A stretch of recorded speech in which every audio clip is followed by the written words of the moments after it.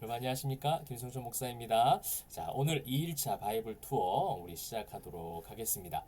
자, 우리 어제 1장부터 10장까지 말씀을 살펴보았는데 계속해서 그 1장부터 10장까지에 대한 흐름들이 성경적 흐름들은 계속되고 있습니다. 그래서 어제 제가 세 가지 기독교적인 세계관을 말씀드렸는데 기억하시나요? 자, 첫 번째, 두 번째, 세 번째. 잘하셨습니다. 자, 첫 번째 뭐라고요?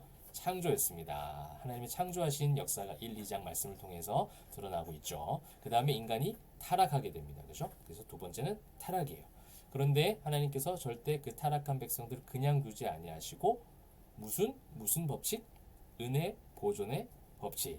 하나님께서 사랑하심으로 인내하심으로 우리 죄인들을 보존해 가시고 결국에는 세 번째 무엇입니까? 구속하시죠. 예수 그리스도를 통하여 구속하십니다. 그러기 위해서 계속해서 인류를 보존해 가시면서 생육하고 번성하는 은혜들을 허락하십니다. 네, 그럼에도 불구하고 인간은 계속해서 죄를 범합니다. 자, 오늘 우리 11장부터 20장도 그러한 계속해서 연속된 사이클들을 우리가 발견할 수가 있습니다. 자, 11장 어떤 사건입니까? 바벨탑 사건이죠.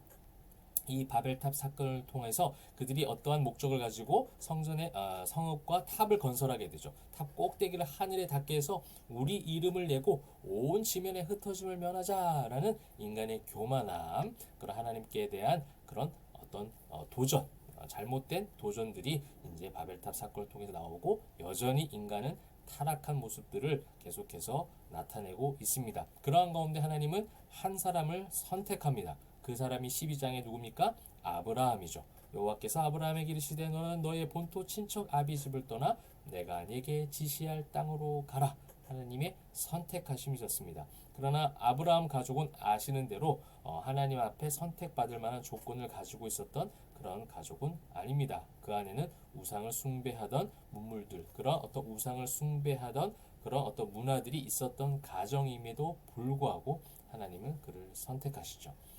칼빈이라는 신학자는 이를 무조건적인 선택이라고 그렇게 이야기하고 있습니다. 그 무조건적인 선택, 그 모든 하나님의 그 죄인들의 조건 없는 하나님의 은혜로 선택하셨다라는 것이 바로 이 무조건적인 선택이죠. 아브라함도 그렇게 선택을 하십니다. 그것이 바로 12장의 모습이고요. 그렇게 하나님께서 선택하셔서 본토집을 떠나게 하시고 하나님의 인도하심을 경험하지만 그는 결국 애굽으로 내려가게 됩니다. 왜 내려갑니까? 기근을 피해서.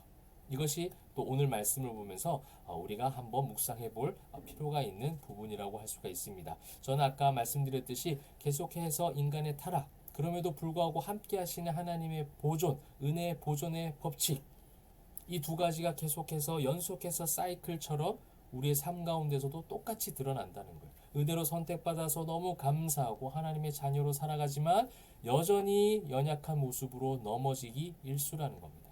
아브라함을 통해서 그것이 등장해요. 여러분, 우리 아브라함 하면 믿음의 조상, 그래서 그의 믿음에 대해서 굉장히 높이 평가합니다. 실제로 맞습니다. 그의 믿음은 굉장히 높이 평가받을 만합니다. 그러나 그 믿음에 대한 인간적 그 믿음의 평가 전에 먼저 앞서서 생각해야 될 것은 하나님이 그를 믿음의 조상이 되게끔 만들어 가시는 것을 이 11장부터 20장을 통해서 살펴볼 수 있다는 거예요. 즉 저와 여러분 여전히 연약하고 여전히 넘어지고 여전히 하나님의 부족한 부분들이 많이 있지만 하나님은 은혜로 우리를 보존하십니다. 주님이 다시 오실 때까지 우리와 함께 하셔서 계속해서 만들어 가시고 성장시키신다는 사실. 그래서 여러분 주눅 들지 마시고 또 영적 자격지심 갖지 마십시오. 비교의식 갖지 마세요. 저 사람은 저렇게 찬양 열심히 하고 기도 많이 하고 봉사하고 저렇게 예배 때 즐겁게 예배하는데 왜 나는 여전히 하나님 앞에 미지근할까? 이런 생각들을 많이 할 때가 있습니다.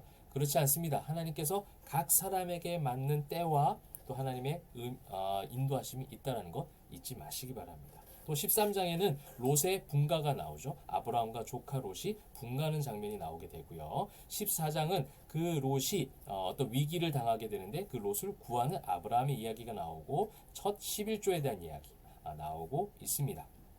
15장에는 하나님께서 아들이 없는 아브라함에게 후사를 약속하는 장면들이 나오죠. 그리고 아브라함은 이를 믿게 됩니다. 그러나 16장에 아브라함은 다시금 넘어지죠. 그 약속을 또 믿었지만 그 믿은 약속대로 살아가지 못하고 결국 이스마엘을 출생하기 이르게 됩니다.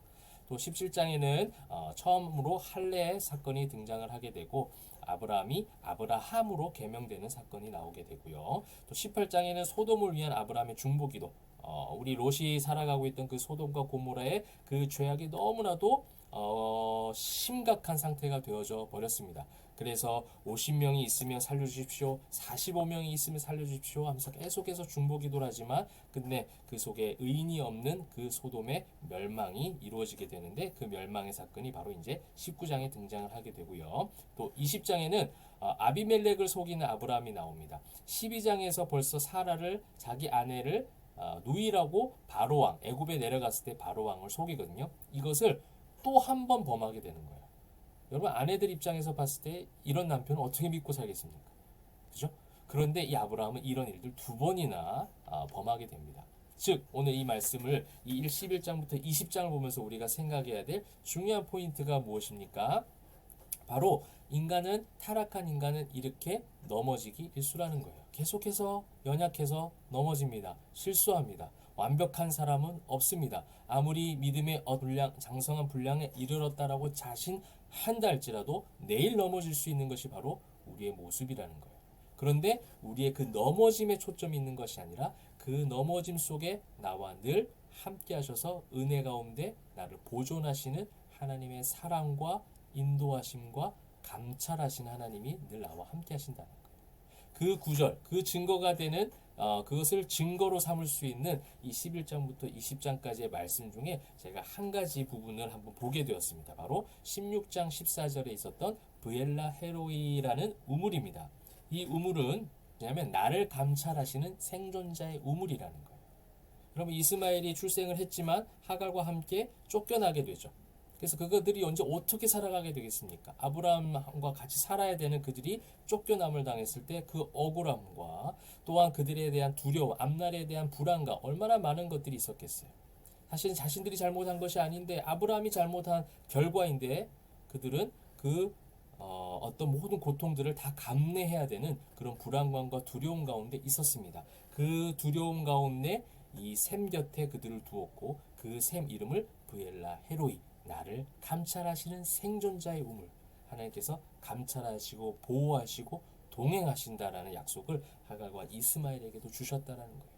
여러분, 오늘 이 11장과 20장 읽으시면서 여전히 매일 순간마다 넘어질 수 있는 연약한 우리지만 나를 감찰하시고 보호하시고 보존하시고 또 믿음을 성장시키실 하나님께서 함께 하시기에 또 놀라우신 믿음의 열매들을 많이 맺어가는 저와 여러분 되시기를 주님의 이름으로 축복합니다. 말씀 읽고 다시 한번 승리하시고 바이블 투어를 통해서 순례자의 걸음, 힘있는 순례자 그 한 걸음 한 걸음을 내딛는 오늘 하루가 되시기를 다시 한번 축복합니다. 감사합니다.